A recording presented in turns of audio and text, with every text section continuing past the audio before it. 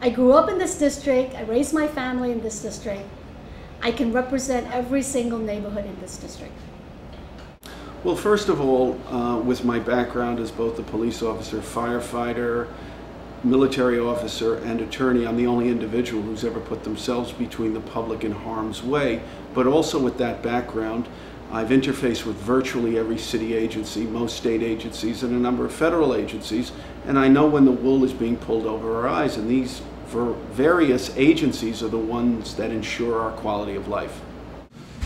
The leadership ability to work with people of all backgrounds, all ages, all lifestyles, all sexual orientations, all income levels, to identify common ground and to forge a consensus. The ability to bring people who start off with well-intentioned but diametrically different viewpoints on a community issue together in dialogue to find common ground in the best interest of the common community, and the ability to work with all levels of government.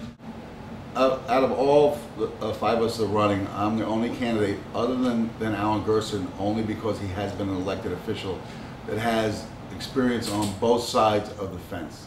I've worked in government for congressman, assemblyman, a governor, a freeholder, run races, worked in government, doing helping to get bills through, and on the public side have been an advocate, been on a community board and on different committees. I think I'm a great listener, and I think the job of a city council person, the most important quality that they should have is being open to new ideas and new points of view. And in the work that I've done, both helping to start and lead an anti-poverty initiative and working in business as well, the most important quality of any leader is really being able to listen and understand the situation and to hear all voices before you act.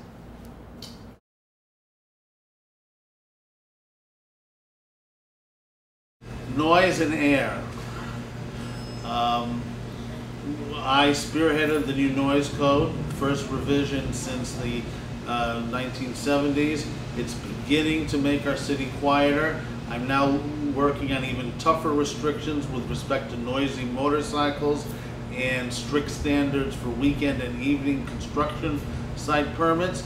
And of course, the air we breathe. I authored the legislation requiring clean air fuel and best available retrofits at construction sites, on ferries, at generators, at street fairs and movie shoots.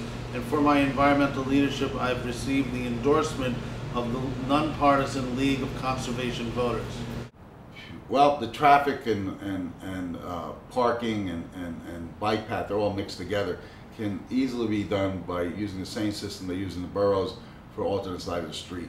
You can have trucks and bike paths on one street at certain times, and on the next street over not be allowed them, and alternate them every day. After a time, everybody will know when they are, and it'll make things smoother, and the congestion will cut down a little. You can also have deliveries mandated that they only go from 5 to 10 o'clock in the morning, or at nights or in the busy time of the day. They're not allowed, which is easy to be done. We did it after 9/11. I think a really important quality of life issue is traffic enforcement, because it's really dangerous to walk along many streets, especially if you have a family and you have a stroller. Frankly, I think the traffic enforcement has been less than adequate from the police department.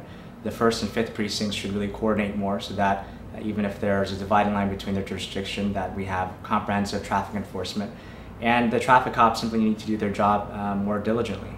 That there should be a lot more ticketing for idling, there should be more ticketing for blocking the box, and pedestrian safety should be the number one priority instead of privileging cars in the traffic that pass through our neighborhoods.